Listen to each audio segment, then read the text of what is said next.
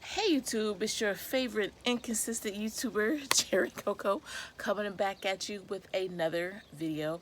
This is going to be a review on the fourth episode of one of my favorite shows, Ready to Love.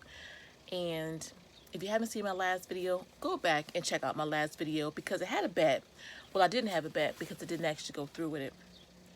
But I told y'all Joy was the next one to leave. It was inevitable. I told y'all I should have bet some money, but hey, it's whatever. Not exactly happy about how he left, but we'll get into that. So anyway, so starts off with a date with Alexis and Troy. She gung-ho, I don't know about you promising the same things to all these other women, but I'm number one. If you coming for Alexis, coming for Alexis. He apologized, tried to do the big puppy dog eyes, which, no, I wasn't feeling. And it's like, these women is too old to be falling for that anyway. So it kind of seems like Alexis almost forgave him a little bit. I don't know. That was just my opinion. That's what I thought I saw. So I was kind of confused when she immediately jumped ship at the wine lounge or where their meetup with Tommy. It was like, no, you kind of gave him a second chance before, at the date. You didn't lead him on not lead him on, but you didn't allude to the fact as to where you probably not on the bottom. You probably on the bottom of my list. I ain't like that. So one of my least favorites are gone. I don't really know if I have any least favorites now. Alexis might be one of them for the women. That was kind of, I don't know, she just seemed like she was a little bit easily influenced. Even though I was not a fan of Troy and I thought he should have went home. I think she should have had a little bit more of a background when it came to him because that wasn't her true feelings at the end of their date. That's all I'm saying. She called him out. He was like, yo, let me know I did this, yada, yada, yada. Still think he should have went home, but whatever.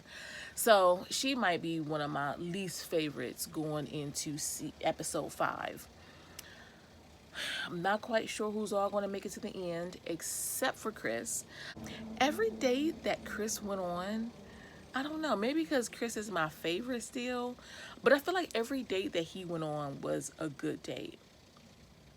I don't know. Chris just seemed like he would make it like a really good boyfriend or something like that, or somebody to really have fun with just hanging out. I don't know.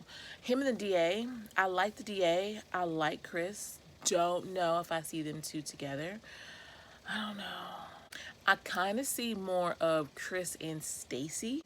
I like the DA girl, but I feel like this episode we didn't see. I don't know. It just felt like we didn't see as many dates between as many people, so it's kind of hard to gauge. One couple I did see that was really cute and vibing, Joelle and Venetia. Venetia just seems so extremely genuine. It's really good to see two people who really want to connect with somebody actually connect. I just think it's kind of sad that they're in this setting because now you got to see him connect with her and her and her and him the same way. I feel like if they had met on the street somewhere, bam, or if they would have met online somewhere, bam, it would have been, okay, we gonna date for a couple dates, just us, and just see how this is. I really think. I like Joel. I like the fact that he is really, really sensitive. He might be another one that I see last until the end. As of right now, it's basically just Chris and Joel lasting to the end. It would be nice to see David, who you can clearly see it went through some heartbreak, find a match and make it to the end, but I don't think that's going to be the case, and that's just my prediction. I don't see David lasting to the end, and it's sad because David seems like a really, really good guy, but if I was on the show with the ladies, I would vote him next to be the one who is just not ready to love. I think he wants to love, but he just does not seem ready to love. I'm not a psychologist, a psychiatrist, don't work in that field at all, but it just looks like he has a lot of healing to do from his previous marriage and his previous relationships. Ooh, the thing with him and who he was on a date with Stacy, the trust issues that come up. Ooh, I think Stacy kind of took that out of context, but it is something to be worried about. I'm sorry. I mean, I know he's a nice guy and he's been through some stuff, but that's a red flag. You know, she was right. There's a difference between privacy and there's a difference between secrecy. And I don't care how long you've been married, you are allowed a sense of privacy. I understand you sharing your life together and everything like that, but you are allowed a sense of privacy. I don't understand how everything is all out in the open. You have feelings, and I mean, I'm not saying hide anything or bottle anything up, but you are allowed a sense of privacy.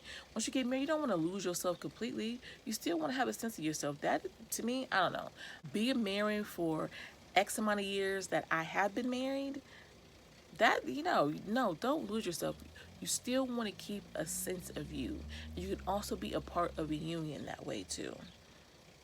There's a line that you can balance. It really, really, really, truly is. So as much as I like David, I like the fact that he's sensitive. He's a handsome man. He seems really genuinely sweet. In my opinion, I just don't see him ready to love. Love to see that the man is really looking and searching for a wife and not just some hoochie mama thought that's gonna give it up. That is so beautiful to see. I just don't think at this point he is ready to love. But he will make somebody a really great husband one day, the right person. It would be nice if it was Liv. I really like those two on the dates. They really seem like they meshed.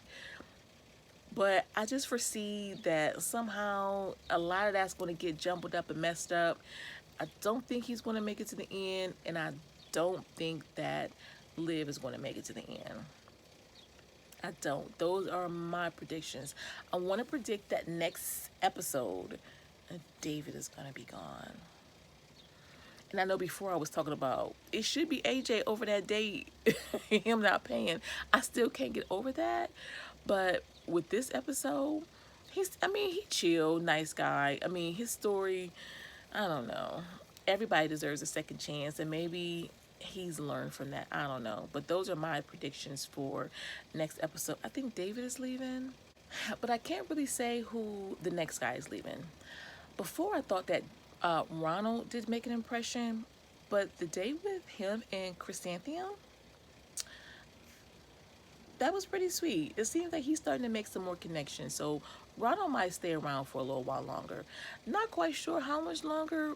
At this point, I'm not seeing him make it to the very end. But hopefully he makes some connections and seems like a really nice, sweet guy. And Chrysanthemum, yeah, I thought that was a really cool, fun, dope date.